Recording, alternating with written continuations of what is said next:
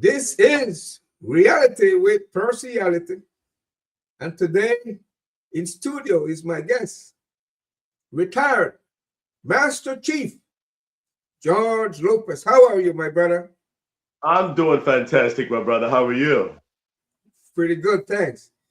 You know, it's good. I hope you have your ginger tea as I'm having my coffee. It's good to chat it up with you.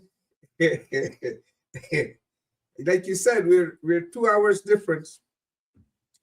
Uh, tell us about your early childhood, the country, the environment. Let's start the ball rolling for us, please. Okay. First of all, I want to say thank you so much for having me, man. Sorry it took so long for me to get here, but I've been a busy man, as you can tell, right? Indeed. Yeah, I do a lot of stuff at my age and stage. I'm still keeping busy, Yeah, Uh, yes. a lot of my friends tell me, man, why are you still doing what you do? I said, Yeah. good Lord has blessed me with a lot of talents and abilities, a lot of information and knowledge that I need to share There because you what go. he has blessed me with is not for me. Okay, it's not for me. Yes. It's for my community. It's for my society. Thank But I you. start by saying that I was born and raised in a small town in the country of Belize called Dangriga. Okay. Yeah, I lived on the north side of town at the time, off of Sawai Street near Okay. the water system, and Yes.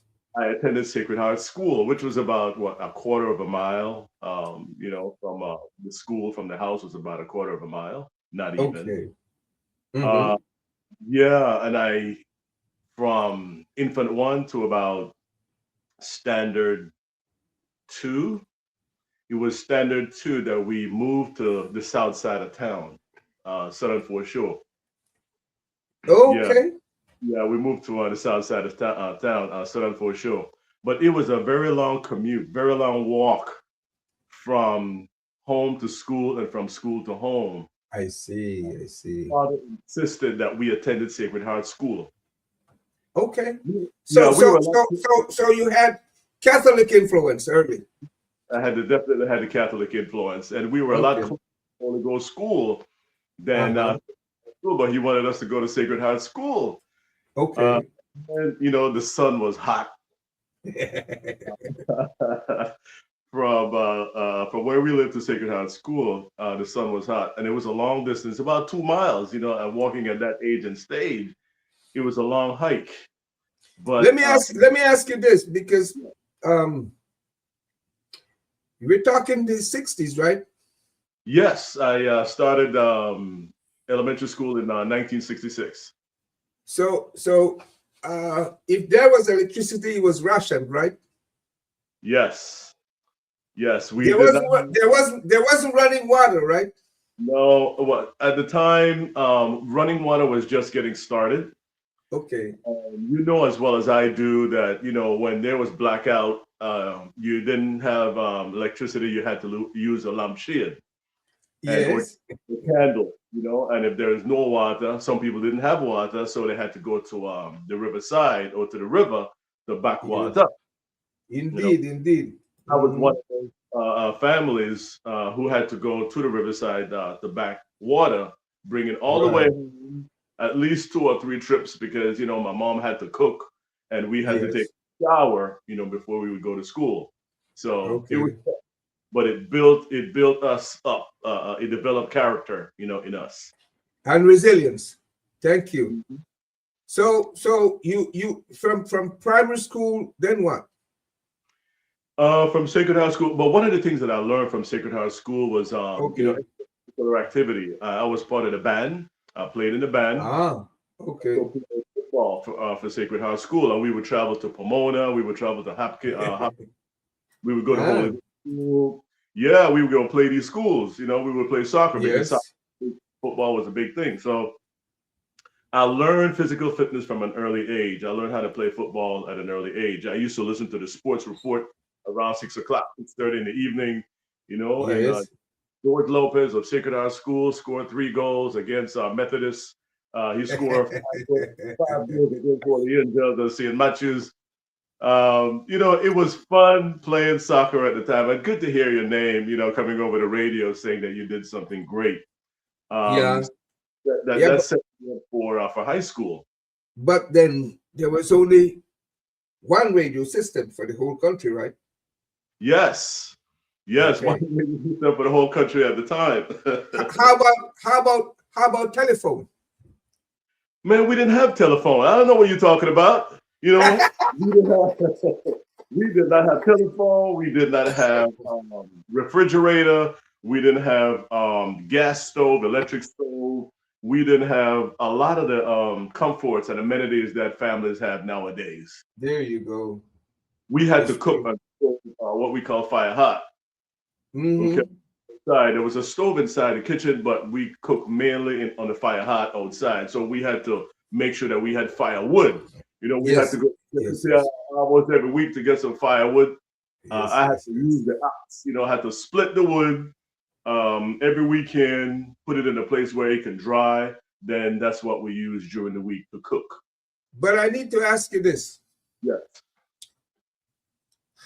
As far back as you can remember, how, what age or so did you learn to swim? Man, it's funny that you mentioned that because we had Austin Rodriguez who used to build boats. And he lived right next to our house. He built several Okay. boats over the years. One of the Uh-huh. boats was called Adra.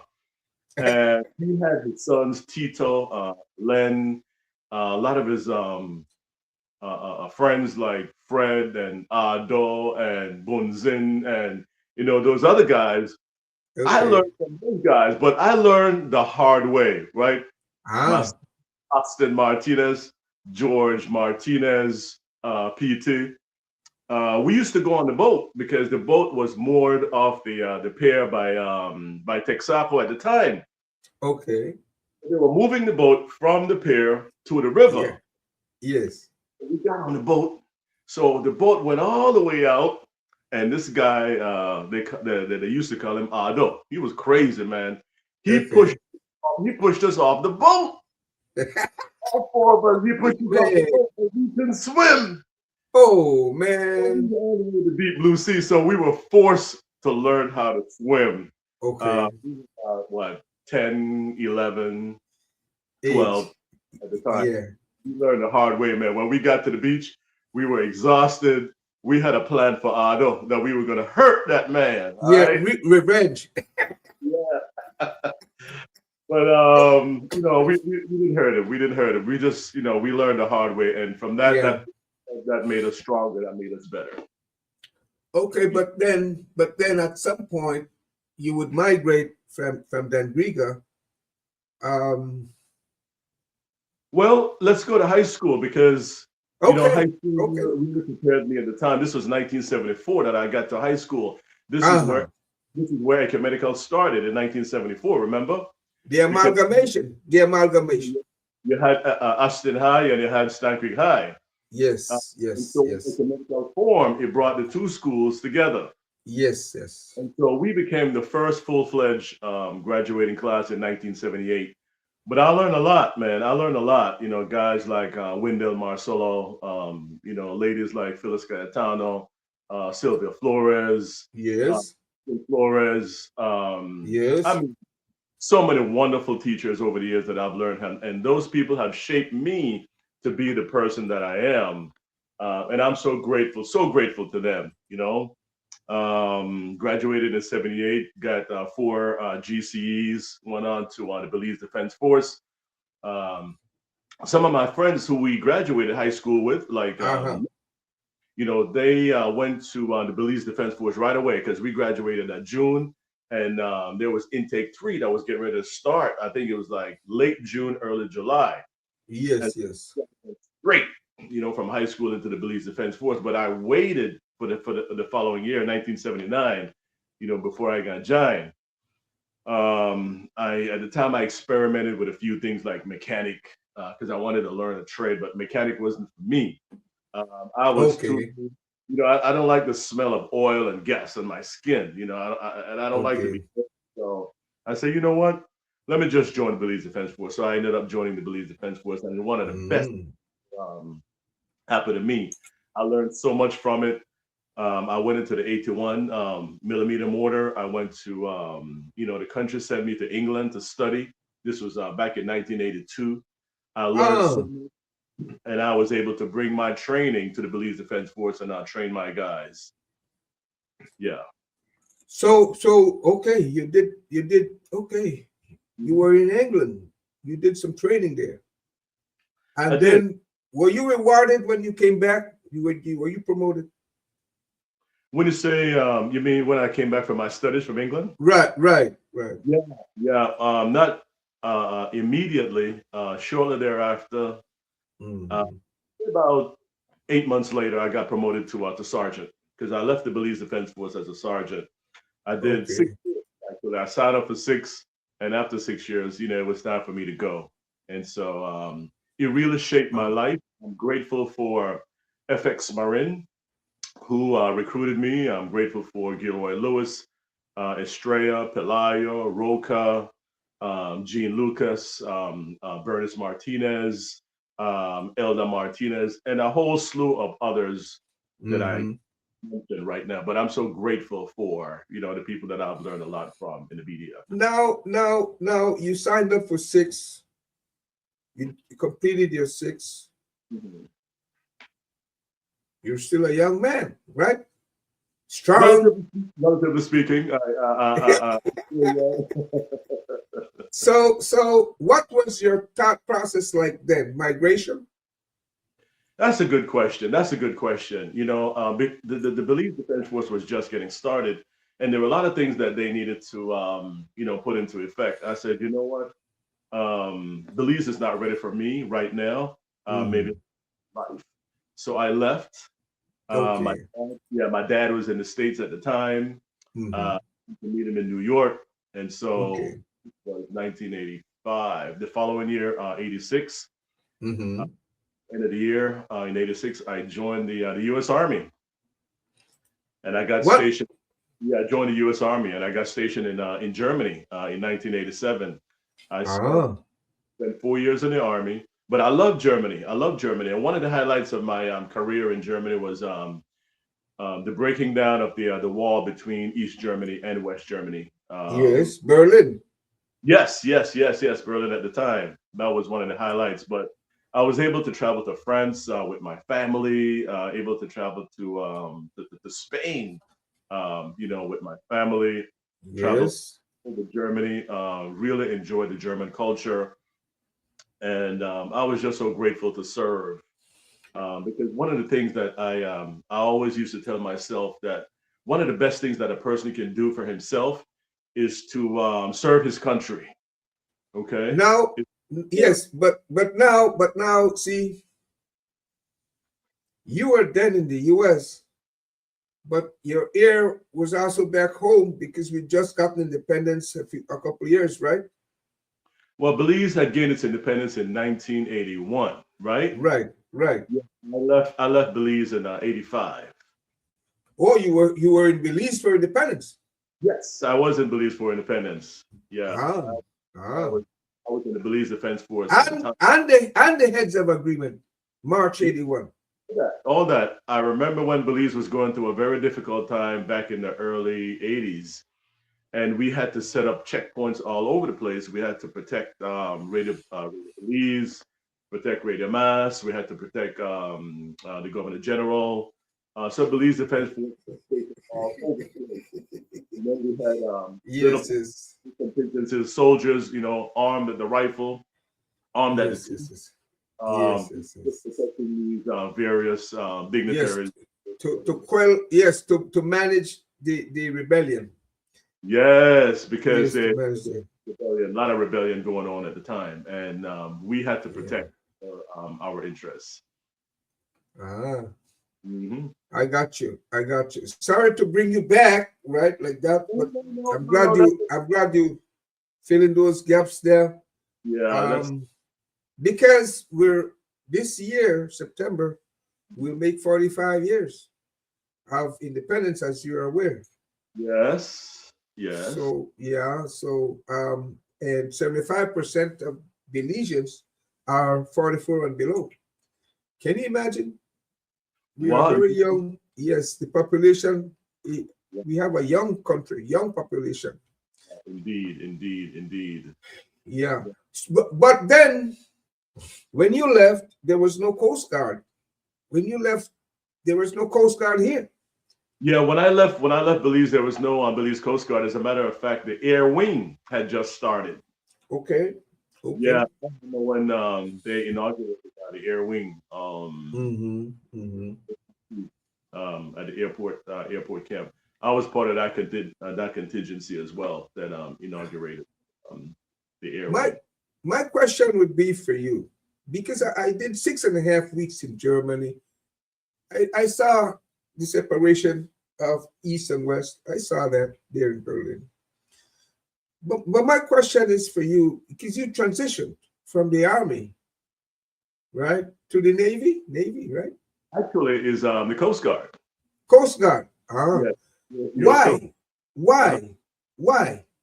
Was it because you had found your lane? Why?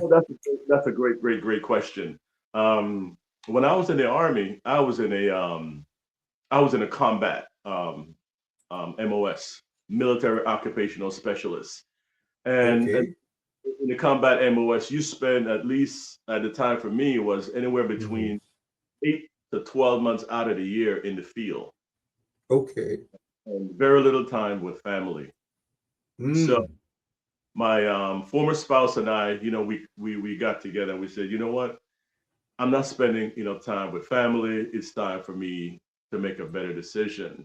Okay. So I went to my retention NCO, retention non-commissioned officer. I said, hey man, is it possible for you to give me another military occupational specialist, MOS? Okay. Okay. I cannot take you out of a combat MOS and put you into a non-combat and try to start over. And so I did that. I got out of the Army after 4 years in LA. Almost joined the LAPD. I took the exam, scored pretty high, and they wanted me to go, but I changed my mind because I was because at the time, LAPD and the riots back in the early 90s were, yes, they're in California, right? Yes. And so I went back to the Army. And I said, hey, I want to join the Army again because I love soldiering. Okay. I love service to others. For me is my number one. So that's where my is service. Okay. Others is my niche, is my calling, by the way. I went back to the Army and the Army said, we can't take you out of this combat MOS. We have to put you right back and we'll have to send you right back to Germany. I said, nah. So there was a guy behind me and said, hey, why don't you check out the Coast Guard? They're right across the hall. I went across the hall. I talked to the Coast Guard recruiter. The Coast Guard, you came to the right place. You can be in the Coast Guard in the next 4 to 6 weeks. I said, well, let's get it started. Let's get the paperwork started. But I think it was a higher calling. It was a higher calling. It was a higher calling because a lot of the decisions that I make and made were not from me, basically. I think my ancestors. Listen quite a bit to ancestral intelligence. Yes. Ancestral intelligence, we can learn more. Unfortunately, we've been brainwashed to put aside our ancestors' intelligence, that we don't tend to focus often on them as we should. But if we were to focus on them, we would learn and do a lot better. I believe in ancestral intelligence. But anyway, I switched over to the Coast Guard, went back to training. I had to do basic training again. And I see. Excellent role models, man. When I saw this guy called Vince Patton, Master Chief Vince Patton, he was the first African American Master Chief. He and Master Chief. I see. I said, I want to be just like those guys. Those guys had the highest enlisted rank in the Coast Guard. I said, I He want to be. stand right. Wow. Wow. Yeah, and you know, several years later, you know, just fast forward, I became a Master Chief as well. And I met those guys. I met them along the way, and I said, "Hey, you guys really inspired me, man. You guys were my role model when No, I was." there are movies. There are movies, right, about the evolution Hmm. of blacks in the U.S. through the military and so on. There are movies. You're indeed right. They're trailblazers who broke the Oh yeah. ceiling. Oh yeah. Yeah. And Vince Patton, you know, he's a very good friend of mine. He is Yeah. the only African Mm. American chief petty officer of the Coast Guard, the only black. You know, Okay. so he has a pretty good record, man. Excellent But guy. but Doctor. Go ahead. but how I'm asking about the process. How did you become Master Chief? Man, How did you? it took a lot of goal setting. You know, goal setting at the beginning was a good one for me because I had already set my goals that I wanted to be an E9 or a Master Chief in the Coast Guard. So once Okay. I set my goals, I had to make sure that I worked towards that. This Mhm. adversity, you know, that came with it, um, was, of course, challenging. But I learned about adversity as a child, you know, walking from my house from Southern Foreshore all the way to Sacred Heart School. You know, Yeah. Yeah. Yeah. was preparing me for high school, was preparing me for the Belize Defense Force, was preparing me for the Army, was preparing me for the Coast Guard. There you So go. once I got started in the Coast Guard, I realized that, you know, everything's not going to be peachy and roses. I'm Right. my butt off, and especially as a black man, I'm gonna have to Mhm. work harder than everybody else. Somebody with an Got accent, you. I had to work 4 or 5 times harder than everybody else. I had Got to you. self, you know, I had to let everybody know, hey, you can't mess with this guy. I Hmm. mm, okay. Yeah. I am I am the man. Yeah. And You so, work. You work hard on your craft. of course, I had to Okay. Okay. work my craft, man, despite all the adversities, you know, and I could name them, but I'm not here to you know, get to the negatives, you know, because we all know that here in America, racism is a big one. Okay. You were blessed with good health the whole time. You didn't get injured. Any of that? Injury.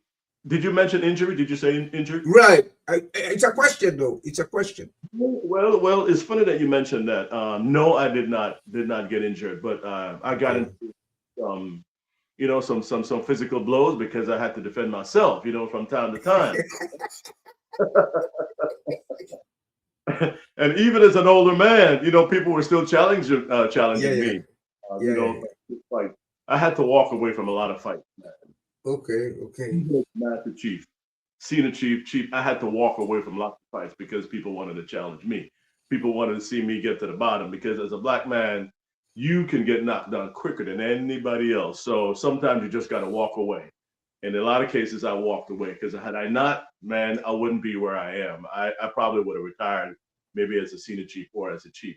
But But I set my goals. Go ahead. you Sorry. you grew to you became passionate about uh the you said it's Coast Guard. You became immersed in it to where you really loved it. I So loved it. so I loved it. I so loved it. so so when retirement came around, how did you feel? You know, one of the reasons I love the Coast Guard was because of the missions. Uh-huh. Unlike the Army, the Army's Uh-huh. mission is about, you know, going to war, preparation to go to war. Okay, Department of Defense at the Okay. time, Department of War. The Coast Guard, which mission is mostly to save a life, save a Okay. life, save a life. So it's different. the quality of life in the Coast Guard is different than the quality of life in the Army, because the missions pertaining to saving lives in the Coast Guard made it a little easier and made it a little softer, for a lot of people. Yes, it was physically softer because of the missions, but it's still demanding. You got to exercise, you got to work out, you got to But learn how to shoot to defend yourself and protect your buddies, your shipmates. You have my, to get to work on time, punctuality, and apply all the qualities that I had learned over the years to make me a better coastie, or to make me a better but, person. Go ahead. but over your period of time serving in the Coast Guard, Master Chief, you didn't only travel from one state to the next, right? You travel outside the United States in that capacity, right? Yes, On the sea, right? yes. Okay. Yeah, Okay. I'm glad you mentioned that, because I was a part of the boarding team on the Coast Guard called at Dallas back in between 92 and 95. We did a boarding right around Haiti. Uh-huh. Uh, and this boat that we boarded was called Belize. Is that Yeah, so? the boat was called Belize. This was Ah, around 2 o'clock in the morning. It was rainy, it was wet, it was cold. uh-huh. And we jumped in our little boat and we went Uh-huh. to the boat nearby, which was about 400 yards. We Okay. boarded, noticed the boat was called Belize. Mm. Boat, but it's not from the country of Belize. It was just called Belize. Yes. So Okay. I want to know who all are on this boat. Okay, so eyes Yep. wide open, ears wide open, senses, Yes. Yes. vigilant. And there were mostly guys from Honduras, Mexico, Ah. Guatemala, Central American countries Yes. on there. Yes. Yes. Yes. And so, of course, I didn't know anybody, but I had to make sure that my senses were heightened, had to be on alert, because we had to Gotcha. check contraband, we had to check with drugs, we had to check for, things that were not supposed to be on the boat. So we were there from like 1 in the morning till about 4 or 5 that morning, just checking all Yeah. parts of the boat to make sure that, they abide by the laws and regulations. Yeah. Well, you know, that's important to know you have that experience because Hmm. you can always, you know, advise our operatives and leaders here in the Coast Guard, which is relatively young. They do life-saving missions as well, but a lot of what they do too is help with security, securing the borders, Hmm. and helping with against fighting narcotics. You know, Hmm. Hmm. so yeah, the Yeah, we did a lot of drug operations while I was yeah, in the Coast Guard. A lot of drug operations, man. yeah. I mean, So too many to mention. But one of the biggest ones was in Alamorada. This was back in '91. I had just, mm, and it's a small boat station. mm, We got a call from a family that said, "Hey, we have some Haitians, going through our yard." mm, So we had to get there, as quickly as possible. There was another time when there was we got a call from one of the boaters out at sea, drug boat dropping mm, bales of marijuana into the ocean. So mm. we had to call Florida Marine Patrol. We had to call all the other law enforcement agencies. The Yes, all that we got, they saw a body, floating in the ocean. So we had to go, yes, pick the body up out of the ocean, bring him to shore, and I mean, the whole gamut, we were doing lots of great experiences that have shaped me to be the person that I am. I could, I'm going to share those stories with my grandchildren as they come along, as we get just talk to them about my experiences in the Coast Guard. Indeed. Well, the time came when you retired, right? Graciously. Yeah. Was it sad or were you ready for the transition? You took a break afterwards. Tell us about the experience and what happened there. I love the military. The military is in me. Okay. Um, what was it? Back in when I was still stationed in Charleston, South Carolina. Uh-huh. I was walking on the pier when my first class came up to me and said, well, he was on the boat. I was walking on the pier. He said, okay. Good morning, Master Chief. I'm like, What do you mean? He said, you made it. I'm like, what? I made Master Chief? Yes. Okay. Thank you, Lord. Thank you, Jesus. I have accomplished Yes. my goals. I have accomplished my that I set out to accomplish. This was February 2011. Man, it brought tears. Man, brought tears. Congrats. This is the goal that I had set out to. From Dan Griga, being in the United States Coast Guard, becoming the first Garifuna, Master Chief, United States Coast Guard. It was a big thing. But at the time, I had already recruited. I had recruited a lot of Belizeans along the way. Yes. All four of my children joined the Coast Guard, but I recruited a lot of Belizeans along the way. I was bringing people, like I mentioned earlier, what God is not only for you. Yes.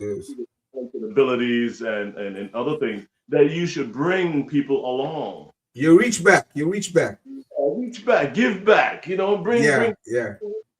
And I was able to do that with a lot of my friends. And Dwayne could tell you, because I used to go to Brooklyn, man. When I was at the recruiting office in Atlantic City, I would go poach. I would go to Brooklyn because I know a lot of my Belizean friends are in Brooklyn. Yeah. Then they play cards and they play dominoes.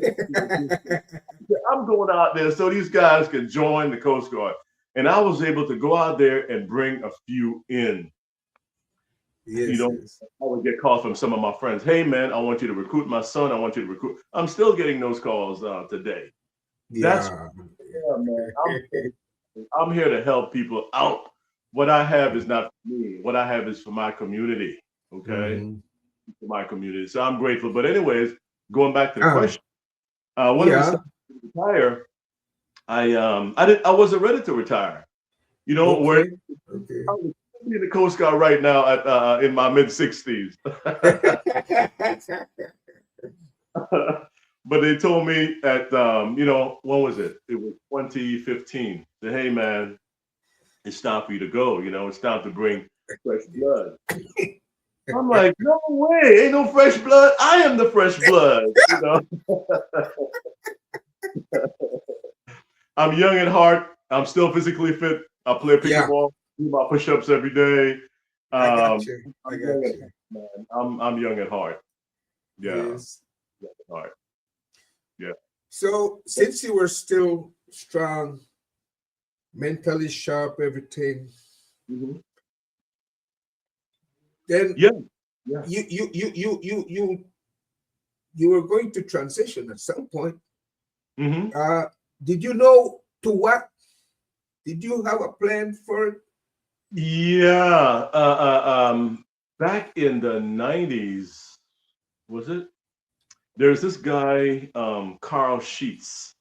He used to come on TV every morning, like around 9 o'clock, 10 o'clock. I used to talk about real estate. Okay. Real estate really got my attention. And when I went to when I got stationed in Alamorada, Florida. Okay. I took real estate. But unfortunately, at the time, I couldn't practice. I could not become an agent. I couldn't become a realtor because of the work schedule. So I'm retired. I'm going to become a real estate agent. I see. Retired in 2016. 2017, I went to Alpha College of Real Estate, took the class, got my license, and I've been practicing real estate since the end of 2017 up until now. Oh. A lot of people become homeowners and help a lot of people sell their homes and help a lot of people to invest in real estate. Real estate is one of the best investments that people should get involved with. Unfortunately, a lot of people don't have the resources that they need, but sometimes you need a lot of resources in order for you to get involved in real estate. It's just the knowledge that you need to have. And well, you're talking is one who's you have clients, so it's your business. You went into the business. Yeah. You're talking that more people should get into the business. But let me ask you, right? You learned the business, so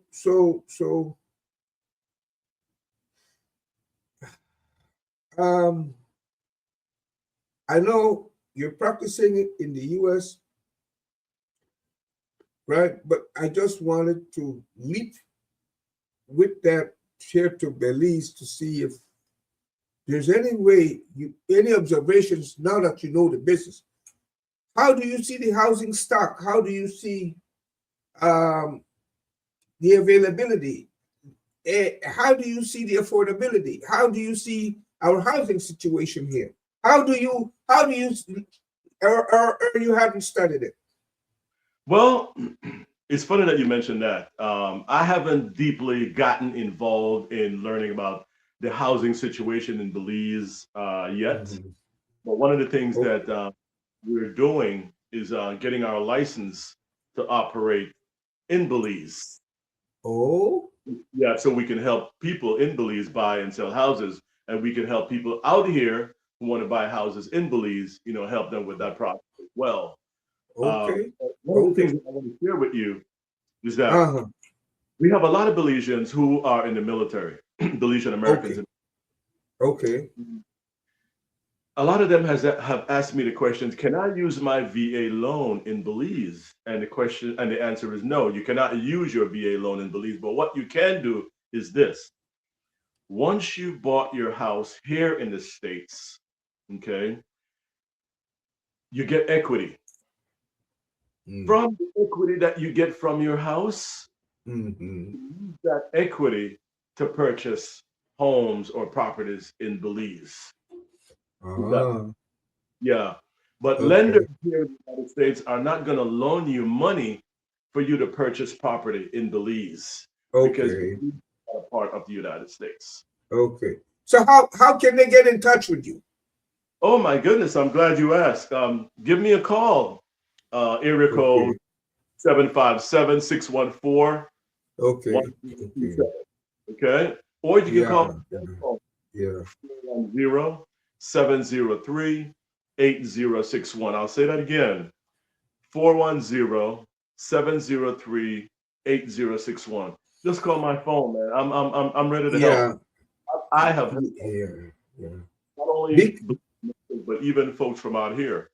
Lots of military. I'm glad you're there as a resource person, because there's a vacuum for good information. There is a vacuum for good information. And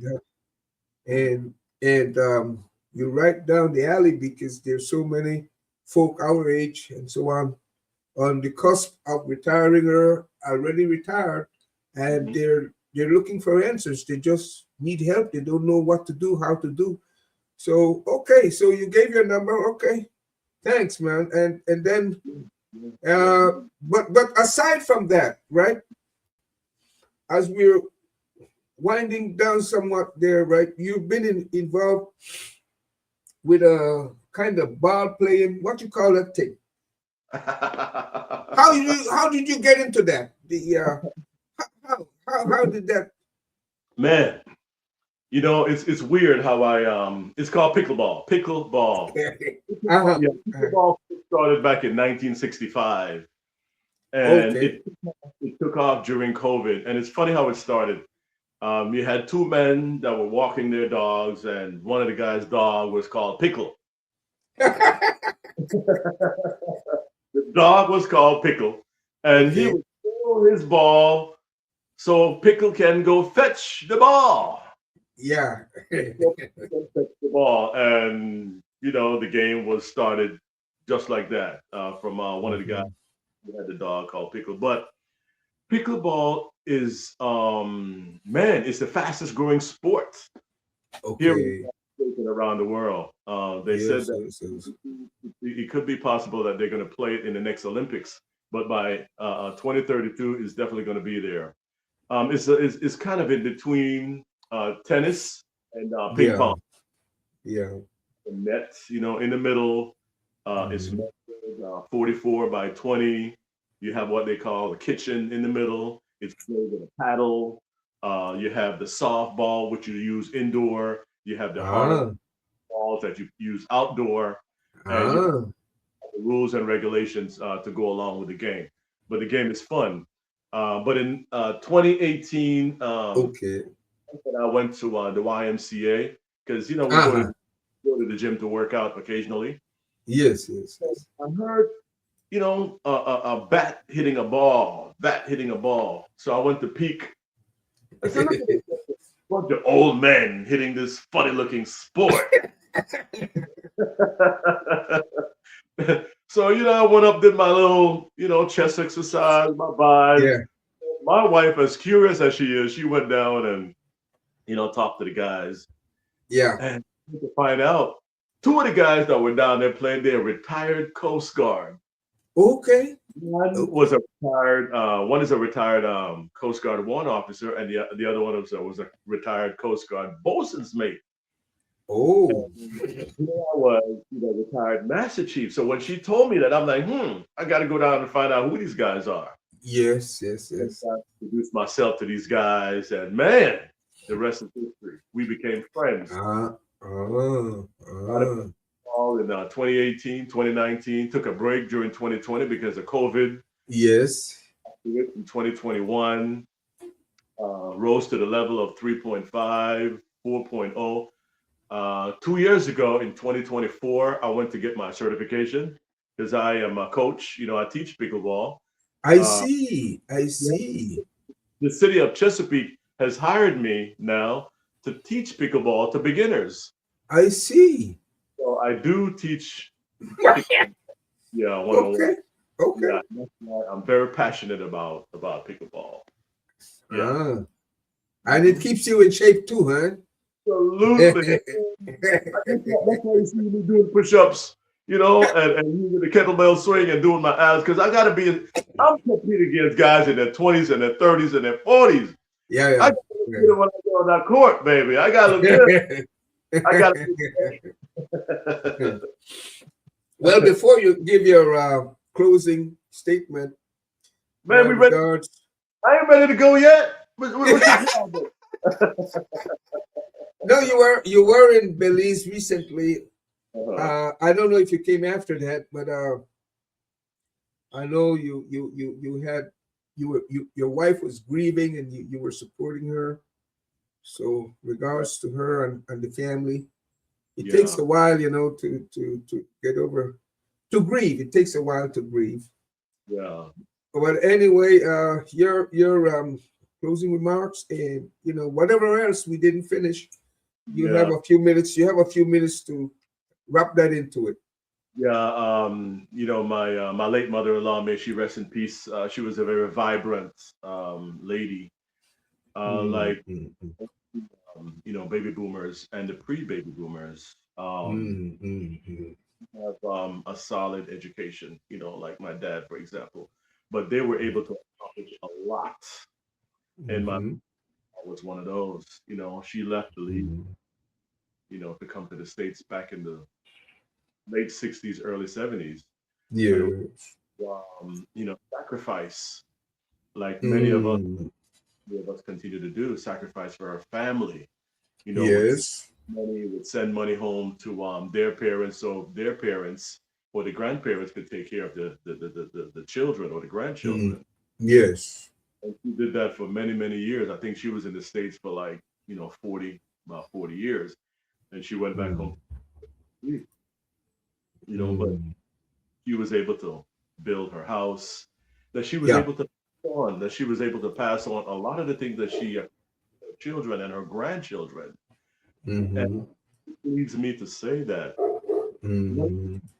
our real estate business generation next, because we're not focusing on the current generation. We're not focusing on me. We're focusing on Oh. our children and our grandchildren.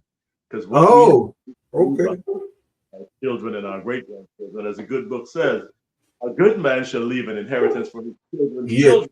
Because Indeed. Indeed. Indeed. Indeed. Indeed. we're focusing on our grandkids, man. And I'm grateful to my father. I'm grateful to my mother. I'm grateful to my late mother-in-law. You know, they have accomplished Mm-hmm. lots. But Mm-hmm. if I didn't mention my pickleball nonprofit organization, uh, Okay. the vision of our organization is to bring communities together, and Ah. the mission is to support underprivileged children, and Okay. which means that we teach underprivileged kids and other kids the game of pickleball. Uh, Ah. Ah. or that we get, we support the underprivileged. We support the veterans and whatever programs veterans have, and they want to use pickleball world class, which is the name of my nonprofit organization. We go out and we support the community. And every month we have a tournament that we do in Chesapeake, Mm-hmm. we haven't gone to Suffolk yet, but in Portsmouth, in different parts of Chesapeake. We've done it in Norfolk, but it's a way Mm-hmm. of giving back to our communities. Okay, which Did leads I? me about giving back to Belize, because over the Did years, we did have we have given back to Belize to that but degree. did I see you introducing pickleball here in Belize or not Man, yet? that's why I said I'm not ready to go yet, because yes, we did when the year before, Uh, when Minister Ferguson was in charge of sports, the Minister of Sports. Uh, uh-huh. uh, Yes, Radwell. Yes, Radwell. Uh-huh. I saw yeah, that. Uh-huh. we Russell Garcia's stadium, and we taught Okay. them all there. He had his there's a contingency of about 16 people. We taught them Uh-huh. the theoretical aspect of it, and we went to Okay. because Placencia had the pickleball court. We went Yes. we went to one of the resorts in Placencia. I could play, to teach Ah, ah. So they in have a Placencia. court. Okay, they have a court. We have brought it to Belize. Okay. Yeah. Yeah, we have brought it to Belize, and I want to do more. I want us to do more when it comes to pickleball, because pickleball is growing, and just like you have countries sending their people to play at the FIFA World Cup, I would like Belize to eventually send people to go play at the pickleball World Cup in years to come, or to the Olympics Yeah, in years to come, because yeah, yeah. But my question for you is like, okay, what's going to be the hallmark of George Lopez Foundation in Belize? What- What's going to be the centerpiece of that? I have a lot of goals. I have a lot of aspirations in Belize, because eventually, we're going to move back home. Uh, Okay. I can't, I don't want to, spill what I want to do, because I don't want anybody to kill my dreams and my goals. Okay. Okay. Fair enough. Fair enough. But we're starting out with real estate, right? We're starting out with real estate. We're going to take our real estate license to Belize, which we're Okay. working on now. That's in the Uh, pipeline. Okay. I invest. Definitely want Mhm. to pickleball, of course. Yeah.